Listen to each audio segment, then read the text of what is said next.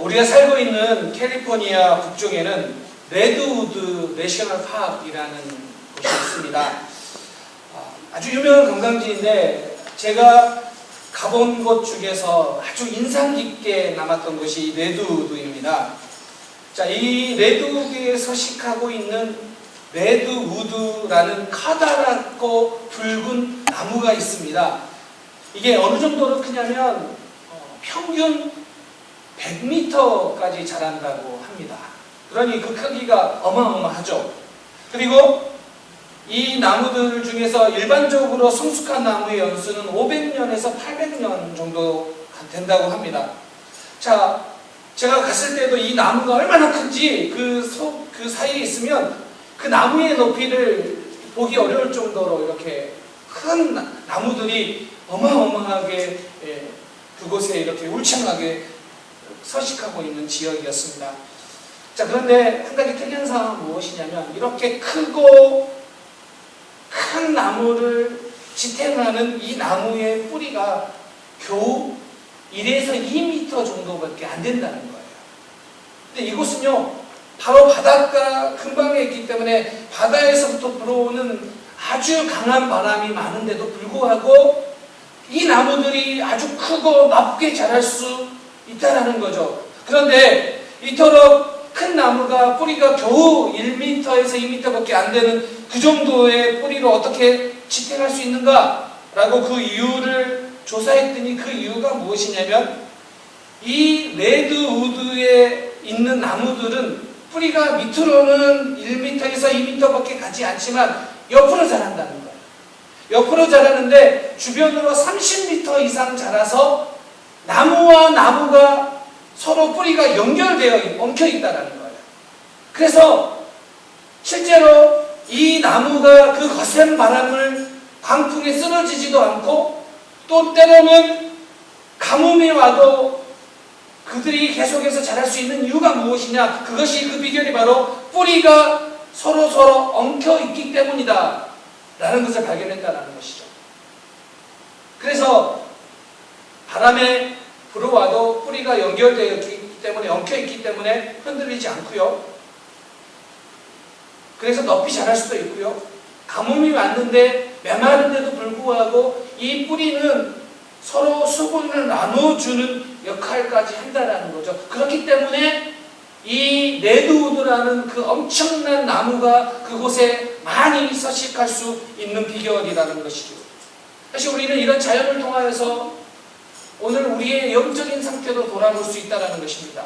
오늘 공동체의 힘이 얼마나 중요한지를 잘 보여주는 본문이 오늘 우리가 읽은 이 본문입니다. 사실 오늘 이 본문은 1절부터 32절까지 다 읽어야 돼요.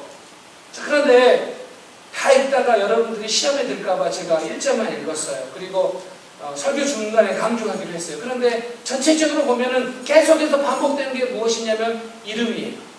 지명과 이름이 계속 반복돼요. 그래서 마치 집에서 한번 읽어보면 도대체 무슨 내용인지 제대로 파악하기 어려울 정도로 계속 반복되는 내용들이라는 것이죠. 자, 그런데 오늘 이 본문은 아주 쉽게 생각하면 이런 거죠. 지금 느헤미야를 중심으로 예루살렘에 돌아와서 성벽 재건을 합니다.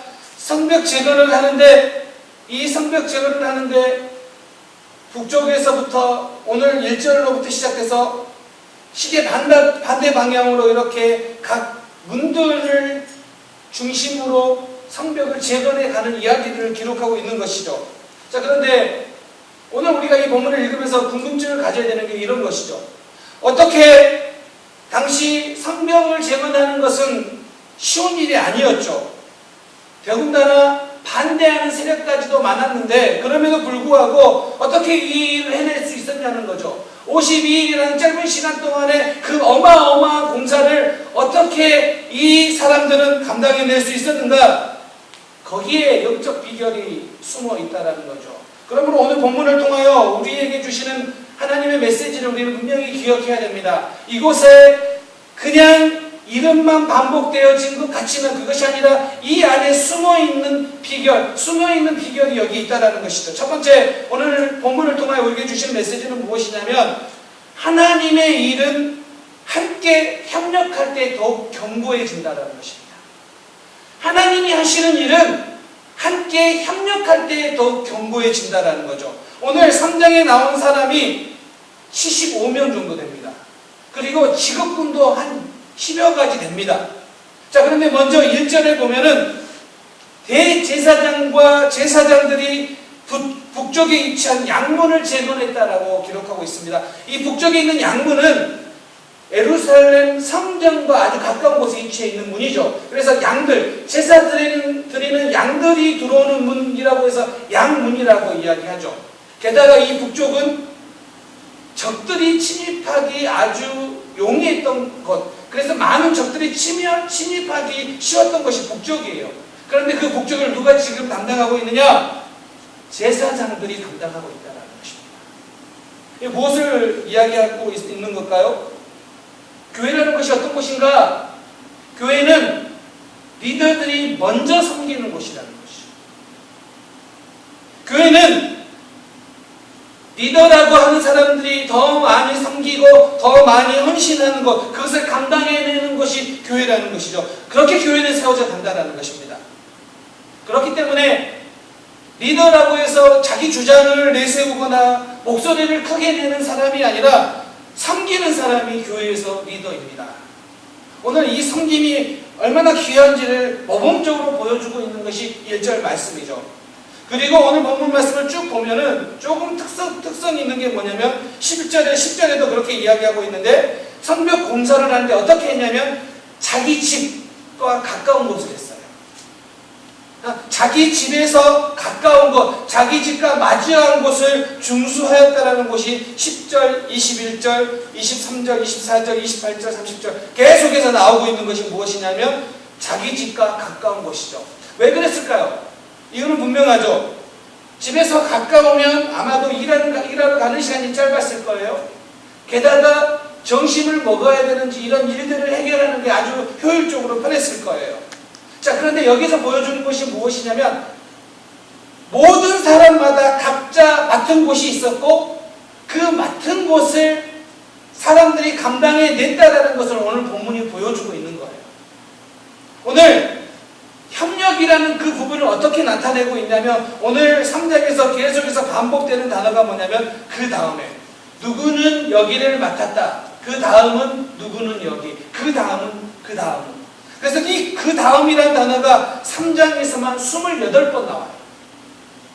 그런데 이 그 다음은 그냥 그 다음 사람을 말해주기 위해서가 아니라 앞에 사람이 여기서부터 여기까지 감당했고 그 다음은 이어서 다른 사람이 여기서부터 여기까지, 그 다음은 다른 사람이 여기서부터 여기까지 계속해서 이스라엘 공동체가 그 다음을 이어서 서로 하나가 되어서 협력해서 이 일을 감당했다라는 것이죠. 그래서 오늘 협력이라는 그 모습을 가장 잘 표현해 준 단어가 무엇이냐면 사실은 그 다음은 이라는 단어예요.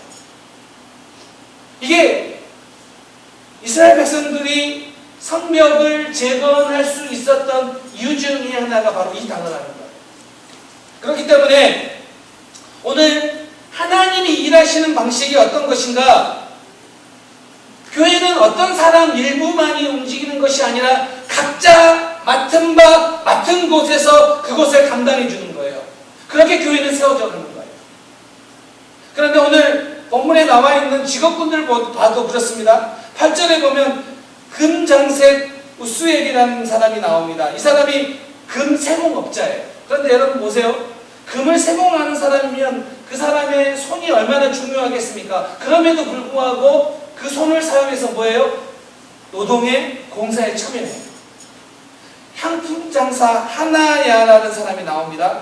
향품장사, 향수장사예요. 당시에도 향수를 파는 사람들이 있었지만 이 사람들은요 아주 경제적으로 부한 사람들이었어요. 그런데 이 사람들이 노동을 해봤을 리 없어요. 그럼에도 불구하고 이 하나냐라는 사람은요 노동에 참여해요. 그 다음 사람을 보면 9절과 12절에도 보면 예루살렘 절반을 다스리는 관리자들이 나와요. 이 사람들은 어쩌면은 자기가 아니라 자기 대신 자기가 부리는 종들이 가서 공사를 담당해도 되는데도 불구하고 그러지 않아요. 누가 갑니까? 관리자예요. 예루살렘 절반을 다스리는 아주 힘 있는 사람인데 그 사람이 가가지고 성벽 재건에 함께 동참하고 있다는 거예요. 12절에 보면 살렘의 딸들이 등장해요. 오늘은 계속해서 아들들, 남자들의 이름이 나오는데 이곳에서는요 살렘의 딸들이 등장합니다. 왜요? 여인들도 동참했다라는 것을 분명하게 짚어주기 위해서죠. 그리고 2절 여리고에 있는 사람들, 5절 두고아 사람들, 7절 기브온 사람들, 그리고 미스바 사람들, 이 지역을 설명하고 있는 이유가 뭐냐면 여기는 예루살렘과 멀리 있는 지역이에요. 근데 그 멀리 있는 사람들도 와서 뭐 했다고요? 성벽 공사에 동참했다라는 거예요. 그렇게 보면 오늘 성벽 재건 공사는 누가 했냐면 제사장부터 돈이 많은 사람, 여성들, 그리고 멀리 있는 자들까지 다 함께 협력하여서 이 공사를 감당했다라는 것입니다. 근데 그 협력해서 그렇게 함께 일한 결과가 뭐냐면 중수하였다 이거예요. 오늘 3장에 제일 많이 나온 단어가 이거예요. 중수하였다. 39번 나와요. 중수하였다. 이 중수하였다라는 히브리어 단어가 하자크라는 단어예요. 그런데 이 단어의 뜻은 강하게 하다, 견고하게 하다라는 의미예요. 그런데 이 의미는 이런 의미예요. 무너진 곳을 다시 쌓아서 과거처럼 만들었다라는 뜻이 아니라 이런 의미예요. 무너진 곳을 다시 쌓았는데 이전보다 더 단단하게 견고하게 만들었다. 이게 중수하다라는 뜻이에요. 지금 이스라엘 백성들이 함께 모여서 협력해가지고 각자 맡은 바를 담당해냈는데 그 결과가 뭐라고요? 예루살렘 성벽이 어떻게 됐다고요? 중수되었다라는 거예요. 이전보다 더 단단하게 견고하게 만들어졌다는 거예요. 이것이 하나님의 일하는 방식이에요. 그냥 교회는 어떤 일정한 사람들, 열심히 있는 사람들만 열심히 하면 되는 곳이 아니라 각자 맡은 바를 맡는 거예요. 그리고 그렇게 모든 사람들이 함께 협력해낼 때 어떻게 됐다고요? 중수해냈다는 거예요. 여러분, 오늘 우리 교회 공동체가 바로 이와 같이 하나님이 맡겨주신 그것들을 감당해낼 때 교회 공동체가 든든히 세워지고 더욱 견고히 세워지는 그런 중수하는 일들이 나타나기를 주님의 이름으로 축원합니다. 그런데요, 이 의미가 조금 이런 의미예요. 제가 가지고 있는 양복 중에 제가 한국에서 가져온 꽤 그 당시에 괜찮은 양복이 하나 있었어요. 그런데 어느 날 이렇게 오래 입다 보니까 엉덩이 쪽에 이렇게 좀 찢어진 거예요. 봤더니. 그래서 너무 아까웠어요. 이 양복 내가 참 좋아하는 양복인데 더 입을 수도 없고, 그래서 혹시 그와 비슷한 양복이 한국에 있나 하고 몇 년 뒤에 그걸 가지고 한국에 가가지고 찾아봤더니 너무 오래된 양복이라 그 바지가 없다라는 거예요. 그런데 그 직원이 이렇게 말하는 거예요. 이 바지 꼬맬 수 있다. 양복 바지를 꼬맨다는 이야기를 처음 들어봤어요. 꼬맬 수 있다라는 거예요. 그런데요, 실제로 꼬맸는데요, 감쪽같아요. 밖에서 봐서는요, 꼬맨 거라고는 상상도 못할 정도로 완벽하게 꼬맸어요. 그런데 뭐라고 한마디 더 하냐면 이렇게 말하는 거예요. 이 양복 바지가 다시 찢어질 일은 있지만 이 꼬맨 부분이 찢어질 일은 없다.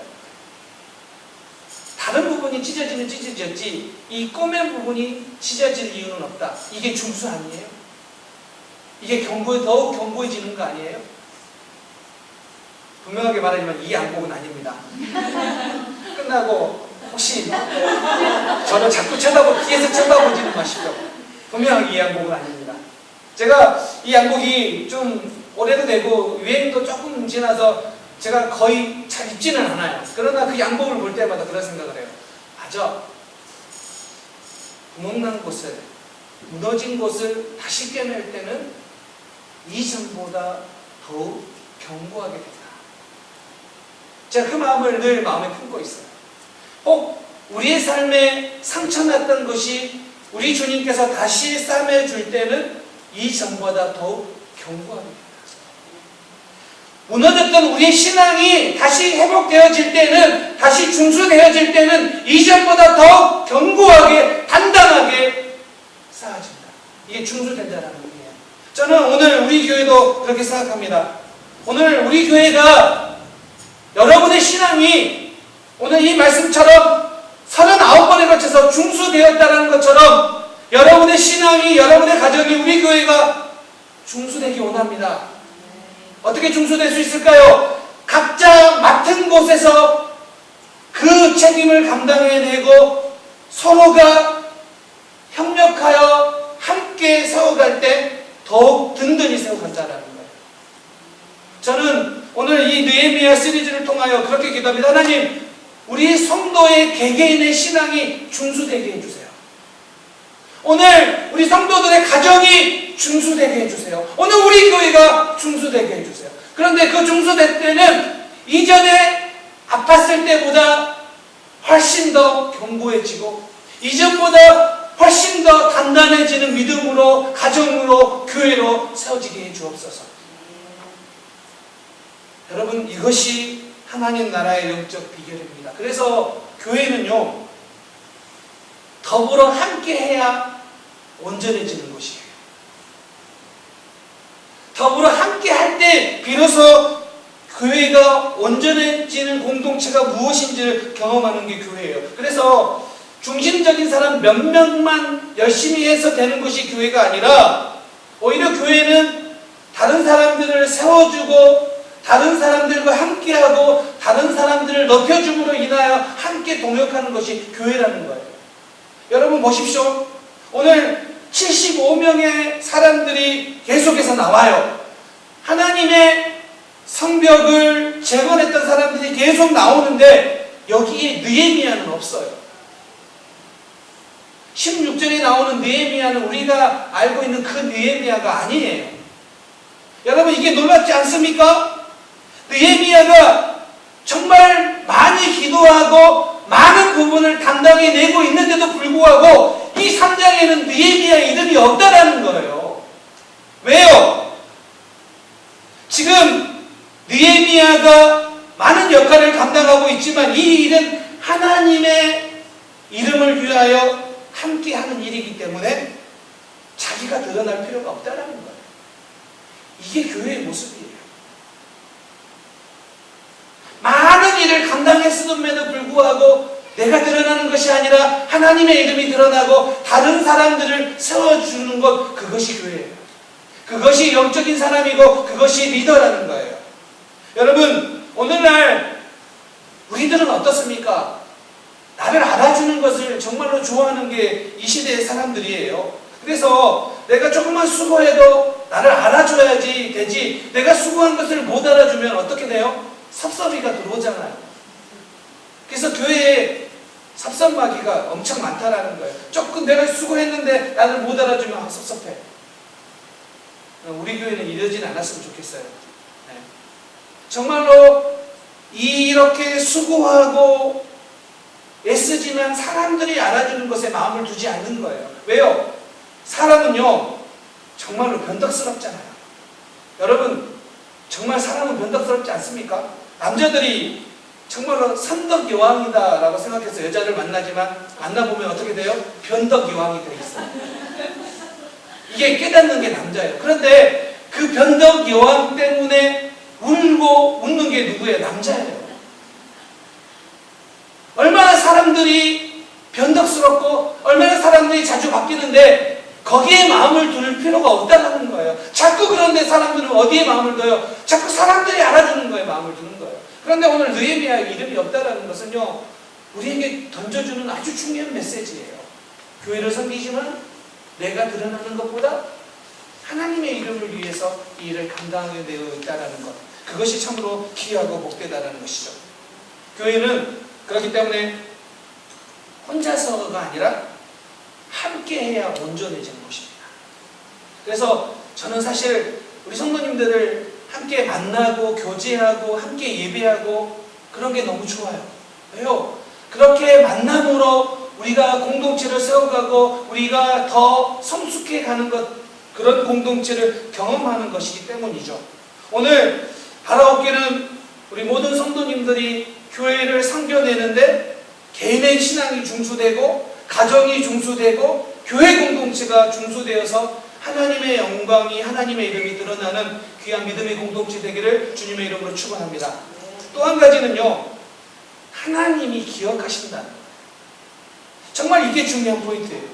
왜냐하면 지금 3장에 많은 이름들이 나와요. 여러분 지루하지 않아요? 집에 가서 읽어보세요. 이럴 거예요. 도대체 무슨 말인지 모르겠다. 왜 이렇게 성경의 한 장을 거쳐서 이 이야기들을 계속해서 이렇게 써낼까? 근데 그 분명한 이유가 있을 거예요. 성경에 이 사람들의 이름을 계속해서 기록하고 있는 이유가 있을 거예요. 그 이유가 무엇이냐면 하나님의 이름을 위하여 헌신한 자들 하나하나가 얼마나 귀하고 아름다운지를 보여주기 위하여 이 이름들을 계속해서 기록하고 있다는 거예요. 자, 느헤미야라는 탁월한 리더십을 가진 이 사람이 등장하여 성벽을 재건하는 데 주도하고 있는 것 같지만, 그러나 그 핵심은 뭐예요? 개개인의 헌신이 있었다는 거예요. 이 헌신으로 인하여 성벽이 재건되어지고 있기 때문에 오늘 3장에 걸쳐서 이름들을 계속해서 나열하고 있다는 것입니다. 자, 그런데 오늘 읽으면서 한 가지 특이한 점은 뭐냐면, 여기에 성벽 재건을 위해 수고한 사람의 이름도 있지만 그곳에는요, 성벽 재건을 위해서 함께 참여하지 않는 사람의 이름도 기록하고 있어요. 6절에 보면 이렇게 이야기합니다. 그 다음은 두고아 사람이 준수하였으나 그 귀족들은 그들의 주인들의 공사를 분담하지 아니하였습니다. 자, 그런데 오늘 이런 고민을 해봅니다. 이 사람들이 성벽 재건을 위해 열심히 수고했으면 이 사람들의 이름을 기록하는 것만으로도 사실은 뻑뻑한데 굳이 참여하지 않는 사람의 이름까지 기록할 이유가 뭘까요? 이 사람들은 칭찬받아 마땅하기 때문에 이름을 기록하는 건 당연한 것 같은데 참여하지 않는 사람의 이름까지 굳이 기록해 놓을 이유가 있을까요? 하나님은 오늘 우리에게 성벽 재건에 참여하는 이 사람의 한 사람 한 사람의 이름을 하나님이 기억하십니다. 동시에 참여하지 않고 있는 이 사람들의 이름 역시 하나님은 기억하신다는 거예요. 오늘 우리가 주를 위하여 헌신하고 있는 그 일, 그 작은 헌신도 하나님은 뭐예요? 기억하신다는 거예요. 오늘 이 땅을 살아가면서 사실은 우리는 주의 일에 헌신하고 또 주를 위해서 살아가는 것, 그것을 위해 우리가 부름받았고 이 땅을 살아가요. 자, 그런데 항상 양채처럼 또는 힘든 일에는 헌신하지 않으려고 하는 사람들이 너무 많아요, 이 땅에. 그런데 이 사람들을 보고 우리가 시험에 들 때가 많아요. 왜요? 왜 시험에 들어요? 나는 이렇게 수고한데 왜 저 사람은 함께 일하지 않을까? 그런데 여러분 오늘 성경을 보세요. 오늘 성경을 보면 13절에 보면 골짜기 문은 한움과 산후와 주민들이 중수하고, 이 골짜기 문을 중수한 사람들의 이름을 기록하고 있는데, 이 골짜기 문은요 상대적으로 골짜기이기 때문에 중수하기, 재건하기가 더 어려웠어요. 근데 그들이 해내요. 그리고 14절에 보면 분문은 말기야가 중수하였다라는 거예요. 분문이 뭐냐면요, 짐승들의 변이라든지 또 쓰레기가 들어다니는 분문이에요. 분문. 자, 그러면 그 분문이나 골짜기 문은 어떤 사람이 보기에는 상대적으로 하기 싫은 곳이에요. 왜냐하면 좀 더 아름다워 보이는 것, 좀 더 중요한 곳을 감당하고 싶지, 무슨 어려운 곳이나 지리적으로 어렵게 생긴 곳이나 쓰레기들이나 그런 변들이 왔다 갔다 하는 곳을 담당하고 싶겠어요? 그런데 성경에 보면 이 사람들이 이것을 맡았다고 해서 불만을 표하거나 불평하는 사람들은 없어요. 왜요? 이 사람들은 자기에게 맡겨준 모든 것들을 뭐예요? 기쁨으로 감당했기 때문이에요. 그렇기 때문에 교회를 섬겨가면서 함께 내가 생각하는 것처럼 움직이지 않는 사람들을 보고 실망하거나 낙심하지 마십시오. 오늘 3장에 흐르는 전체적인 분위기는 뭔지 아세요? 기쁨이에요. 기쁨. 나에게 맡겨주신 그 일을 내가 감당해냄으로 인하여 내 이름이 기록되는 게 뭐예요? 기쁨이에요. 하나님이 나에게 분문이라 할지라도, 골짜기 문이라 할지라도, 어떤 문이라 할지라도 나에게 맡겨주신 그것을 감당해내고 있는 것, 그것이 그들에게는 기쁨이에요. 그렇기 때문에 오늘 우리는 교회를 섬기면서 다른 사람 때문에, 다른 것 때문에 시험에 들어서는 안 돼요. 왜요? 우리는 기쁨으로 이 일을 감당하는 사람이에요. 그렇기 때문에 우리가 이 일을 감당하기 위해서는요, 우리는 주님을 바라봐야만 가능하다는 거예요. 주님을 바라보지 않고 사람을 바라보면 자꾸 비교해서 때로는 속상하거나 실망하거나 낙심하기 쉬운 게 우리라는 거예요. 여러분, 토끼와 거북이 이야기 잘 아시죠? 이 이야기를 보면 토끼는 거북이를 보고 뛰어요. 근데 거북이는 목적지를 보고 뜁니다. 뭐 뛰는지 걷는지 모르겠지만 거북이는 그렇게 뛰어요. 토끼는 자기의 경쟁 상대인 거북이를 보고 뛰기 때문에 거북이를 지나면서 우월감을 느껴요. 근데 이 거북이는 목적지를 향하여 뛰고 있기 때문에 토끼가 자기를 추월해 갔을 때 불안했지만 자기 페이스를 유지하면서 가요.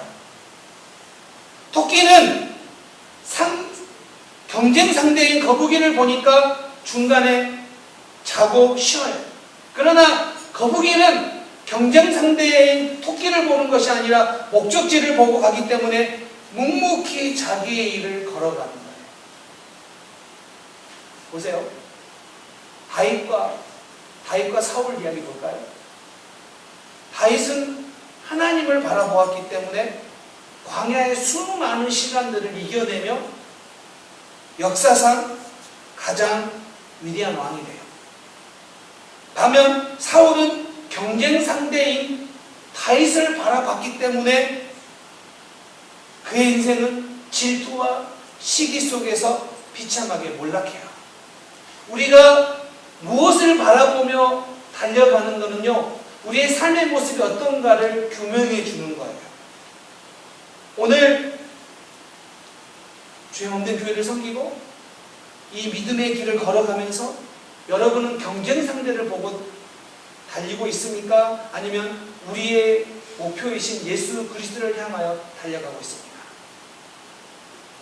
경쟁 상대를 바라보면 자꾸 우리의 마음속에 불안함과 때로는 시기와 질투와 분노에 휩싸이게 돼요. 그래서 때로는 교만에 넘어지기도 해요. 그러나